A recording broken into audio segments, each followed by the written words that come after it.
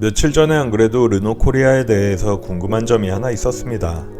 7월에 인사위원회를 열 거라고 했었는데 인사위원회를 연다고 공표를 했으면 인사위원회의 내용과 결과에 대해서도 공개를 해야 하지 않을까 하는데 아무런 입장 발표가 없길래 르노코리아 공식 홈페이지에 문의를 남겨야겠다는 생각을 했습니다.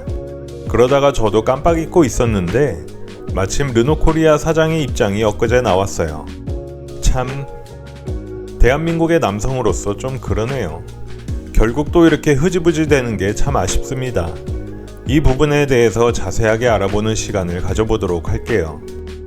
르노코리아 드블레즈 대표가 파이낸셜 뉴스에서 밝힌 내용이 있습니다만 핵심만 정리하자면 다음과 같습니다. 일단 남성 여성을 모두 존중한다. 회사의 남형과 관련된 그런 이슈는 없다. 우리는 자동차를 파는 사람이다. 이 세 가지가 핵심인데요. 한마디로 정리하자면 우리는 혐오 표현과는 상관없는 회사인데 왜 자꾸 남혐 프레임을 씌우려고 하느냐 라는 말로 들립니다.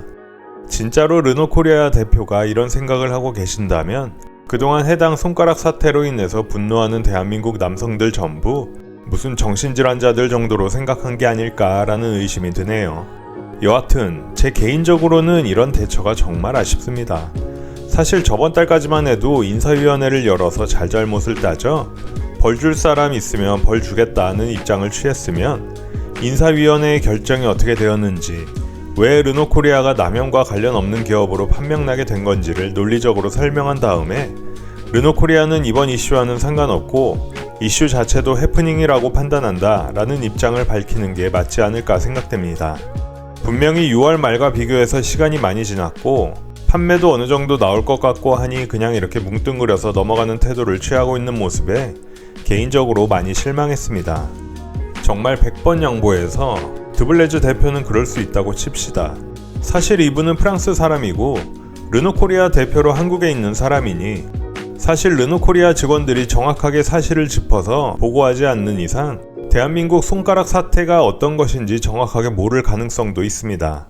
사실 우리도 만약 덴마크나 노르웨이 같은 데 일하러 가서 특정 국가의 사회적 이슈에 대해서 정확하게 알기가 쉽지 않잖아요. 개인적으로 그걸 번역해서 찾아볼 것 같지도 않고 결국 대표는 직원들의 보고와 프랑스 르노 본사 쪽과 이야기를 했을 텐데 사실 프랑스 뉴스에 나온 거 보면 얘들도 거기서 거기인 것 같고 직원들 대부분이 페미 쪽 사람들 힘이 크거나 아예 페미 이슈 같은 거에 관심 없는 사람들이 많다면 그냥 별일 아니라는 듯이 대표에게 보고했을 가능성도 무시할 수 없을 듯 합니다.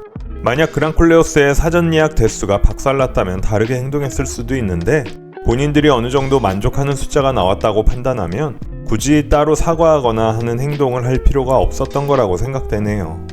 결국은 이 이슈도 곧 잊혀지겠죠. 그리고 언제 그랬냐는 듯이 르노코리아는 한국에서 자동차 잘 만들어서 국내 판매뿐만이 아니라 수출도 하고 OEM 생산도 잘 하고 해서 기존에 투자한 1조 4천억 원에 대한 수익을 차근차근 만들어 나갈 것입니다. 이게 지금까지의 우리 모습이었으니까요.